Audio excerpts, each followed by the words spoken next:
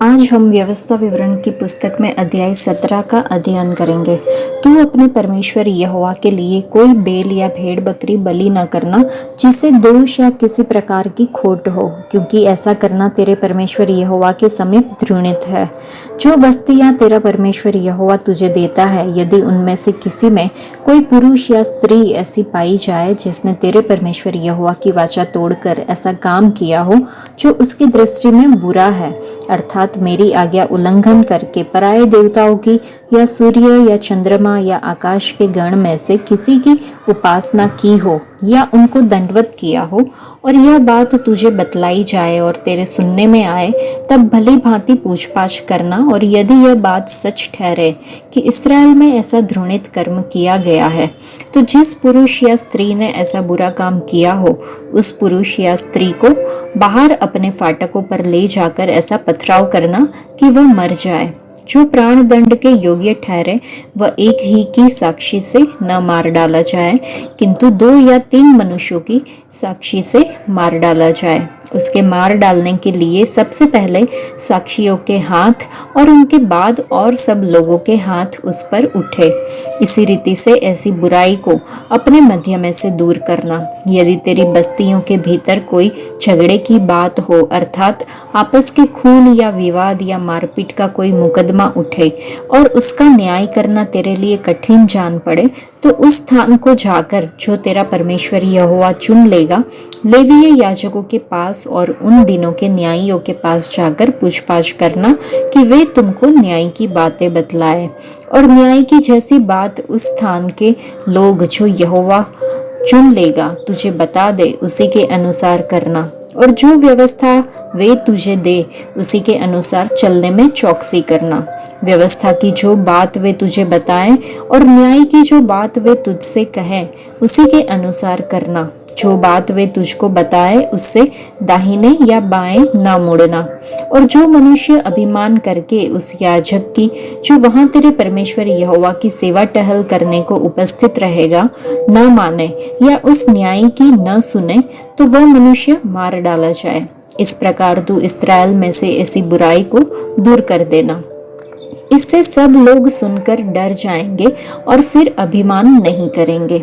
जब तू उस देश में पहुंचे जिसे तेरा परमेश्वर यहोवा तुझे देता है और उसका अधिकारी हो, और उनमें बसकर कहने लगे कि चारों ओर की सब जातियों के समान मैं भी अपने ऊपर राजा ठहराऊंगा, तब जिसको तेरा परमेश्वर यहोवा चुन ले अवश्य उसी को राजा ठहराना। अपने भाइयों ही में से किसी को अपने ऊपर राजा ठहराना। किसी परदेशी को जो तेरा भाई न हो तू अपने ऊपर अधिकारी नहीं ठहरा सकता। और वह बहुत घोड़े न रखे और न इस मनसा से अपनी प्रजा के लोगों को मिस्र में भेजे कि उसके पास बहुत से घोड़े हो जाए, क्योंकि यहोवा ने तुमसे कहा है कि तुम उस मार्ग से फिर कभी न लौटना। और वह बहुत स्त्रियां भी न रखे, ऐसा न हो कि उसका मन यहोवा की ओर से पलट जाए और न वह अपना सोना रूपा बहुत बढ़ाए।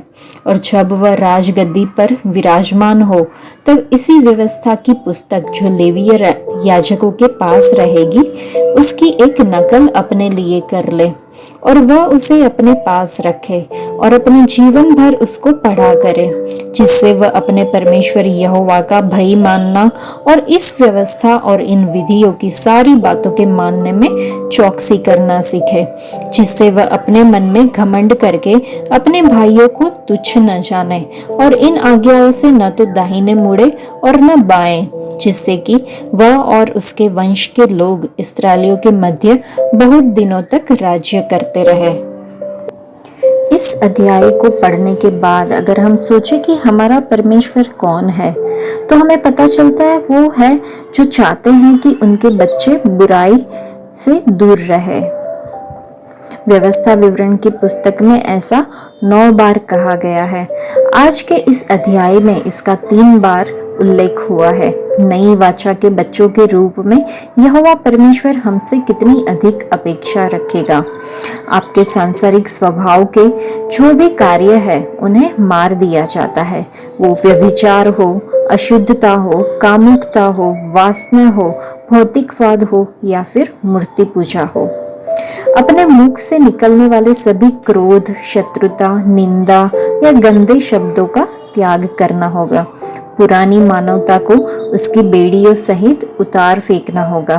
अंधकार के कार्यों का त्याग करना होगा।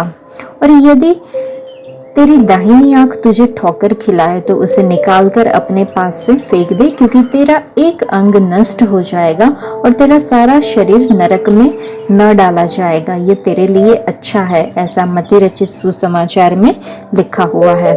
और एक और बात लिखी हुई है कि और यदि तेरा दाहिना हाथ तुझे ठोकर खिलाए तो उसे काट कर अपने पास से फेंक दे, क्योंकि तेरा एक अंग नष्ट हो जाए और तेरा सारा शरीर नरक में न डाला जाए, इसी में तेरे लिए भलाई है। तो हटाना या मिटाना एक सक्रिय प्रक्रिया है। अपने आप वो चीज नहीं होगी, हमें जानबूझकर हमारी गलत आदतों को हटाना होगा। हे यहोवा परमेश्वर, कृपा करके आपकी दृष्टि में जो भी बुरा है उसे हमारे अंदर से दूर करने में हमारी सहायता करें, ऐसी हमें प्रार्थना करनी होगी।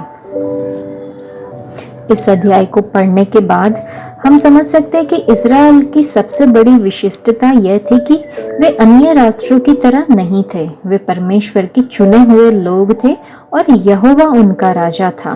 परंतु परमेश्वर जानते थे कि एक दिन ऐसा आएगा जब इज़राइल अन्य राष्ट्रों की तरह एक राजा की मांग करेगा। मत्ती रचित सुसमाचार के अनुसार भी राजा चुनते समय उसे इज़राइली होना चाहिए, न कि विदेशी।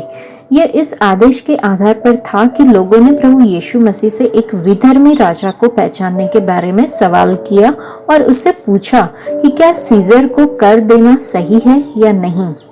यदि प्रभु यीशु मसीह ने उन्हें हाँ उत्तर दिया होता तो उन्होंने इस आज्ञा को तोड़ने के लिए उसकी निंदा की होती, और यदि उसने उन्हें उत्तर नहीं में दिया होता तो उन्होंने रोमियों के विरुद्ध उस पर दोष लगाया होता।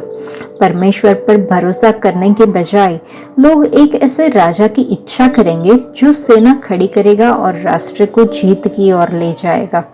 वे अदृश्य परमेश्वर के स्थान पर एक दृश्यमान राजा को चुनेंगे। वे परमेश्वर में विश्वास के बजाय दृष्टि के आधार पर जिएंगे। परमेश्वर के लोगों के लिए दुनिया का अनुकरण करना हमेशा एक बड़ा प्रलोभन रहा है, और जब भी वे झुके हैं उन्हें कष्ट सहना पड़ा है। आज के लिए इतना ही। परमेश्वर आप सबको आशीष दे। धन्यवाद।